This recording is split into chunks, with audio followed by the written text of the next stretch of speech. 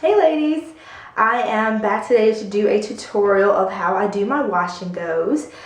This video was requested by one of my subscribers by the name of I'm Such a Virgo. Hey girl! I was talking in my previous two videos from like a couple of weeks ago, the review of the Elosense Moisture Balancing Shampoo and the my color update. I was talking about how that was like the best wash and go ever. So I'm attempting to recreate it today. I've used pretty much the same products. I used the now discontinued Curl Junkie Beauty Curls Daily Conditioner as my leave-in. Thanks to Tasty Redbone, I was able to snatch up a few bottles of that before it was not sold anymore from Avu.com, and my bottles are slowly but surely depleting.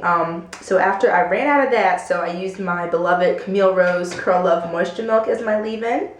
I then sealed my hair after I had applied the leave-in to all of my sections with avocado butter, which I am obsessed with. I'm definitely getting some more of this come Black Friday. And I'm going to be styling my hair with the Curly Magic by Uncle Funky's Daughter. And I ran out of the avocado butter as well, so I used the old formula Karen's Body Beautiful curl cream to further help me seal my hair. So that's what we've got going on today. My camera actually cut off when I did this first section, but this is the first section of my hair where everything's applied. So we'll just move on to the next. What I do is after I have sealed and conditioned my hair,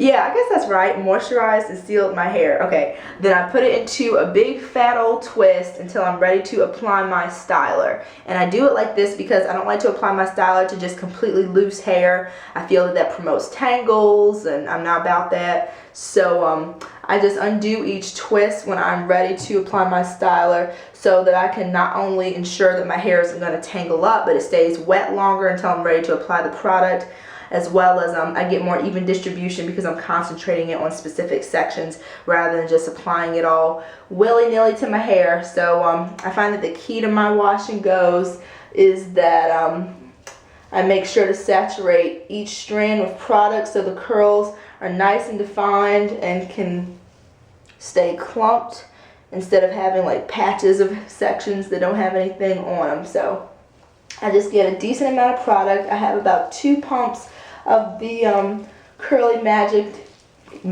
what? I cannot talk today, y'all. I have about 2 pumps of the Curly Magic that I use in my hand to apply to each section. They're pretty large sections. I have a lot of hair, so the sections are pretty big, but there are numerous sections. So just do an initial application of the product all the way to the ends, of course. I'm going to get another pump of the Curly Magic. I love the snotty texture. It is a like joy to use as far as helping to further detangle my hair. So go back in, and since I'm going to be wearing my hair like this for a week hopefully, I want to make sure that the curls stay as nice and defined as they can. So I take little sections and just segment them out and run my finger through down the lengths of the little sections to get added curl definition. So just separate and smooth, separate and smooth, all the way to the roots, because my roots can get pretty puffy because my hair is so thick. So I'm going to make sure that I get every single square inch of my hair. And I'm like looking in the mirror over here to make sure that it's all in the frame.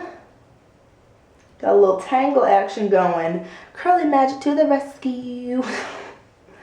So just apply a little bit more at the root and just separate.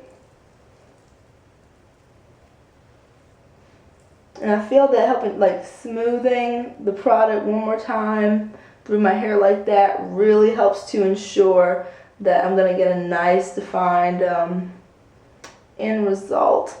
And also, I'm almost finger detangling again when I do that, so I get any little last remnants of shed hair that I happen to miss in the shower. Like, ew, you see the shed hair, guys? I don't think shed hair is gross, but I know some people think hair is gross, like discarded hair. But, so yeah, that's what we've got going. And then I do like an initial, you know, help the curls find themselves and gather both sections that I've done all together, and then move on to the next. Got my hair all clipped up out of my way.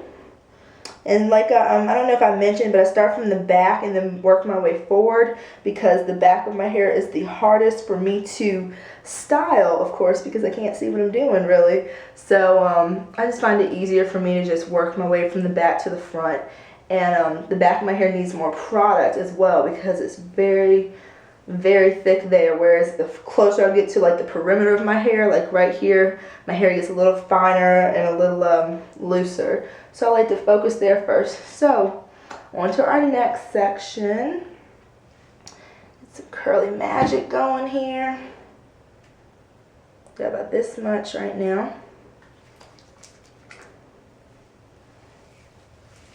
And I just do like an initial, just like put it all on one section, and I get a little bit more specific with my second application of the product.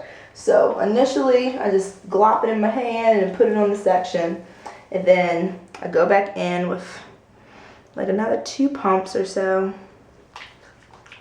And here's where we're going to separate the curls in the section just to get a little bit more specific with everything. So y'all know I don't do too many tutorials, so I hope that this is easy to follow and that I'm making sense. I'm a little nervous because I don't want to leave out anything. So yeah, so just start here, gently separate and smooth your finger down the strand of hair. So I'm helping my wash and go to last longer because I'm applying the product evenly. I'm helping to decrease tangling because I am finger detangling as I'm smoothing it down the section. And I find that when I remove each curl from the section like this, it helps the curl kind of stay in its lane. And by that I mean it's not free to kind of go get entangled with other curls as easily because I'm like locking it in with this smoothing method. I'm laying down my cuticle and it's much, much smoother and more apt to stay detangled for the week because y'all know I'm not about washing going every day and redoing my hair every day. I'm just too tired for that. I can't do it. I can't do it. Okay, so another section down. And the canopy of my hair, like most ladies, I'm sure it gets a little bit frizzy. I don't know if you see it, but I have a bunch of little flyaways. So what I'll do, I'll just get one more of these and then just smooth it over my hair. After I've concentrated it on the section, I'll just do like an initial smoothing like I did before, just to ensure that I get the roots good. One more for good measure. Just smooth it over the canopy like that so I can discourage any canopy frizz. Okay, so then I gather the sections that I've done so far and kind of get them all together. And voila! So far so good. I don't apply my styler to soaking wet hair. I let the water kind of evaporate a little bit before I start to apply my styler because I find that it takes so long for my hair to dry when I'm working with soaking wet hair, and the results are just as good if I apply it to damp hair. So I prefer that. Quicker drying time, and it turns out pretty much the same. And I also find that I think the product works better because it's not diluted by all that excess water that's in your hair. So I really, really like this method that I've been doing so far. So we're getting to the looser section of the looser texture of my hair. So I don't really use as much product there. I'll have about 2 pumps maybe. Ew, shed hair. All up in the way. Get out of here. Get out of here. So just going to do an initial. The key for me is don't be shy with your product. I am very, very heavy-handed to ensure that I get everything. So there you have it, ladies. I'll post a picture for this to be the avatar, the end result.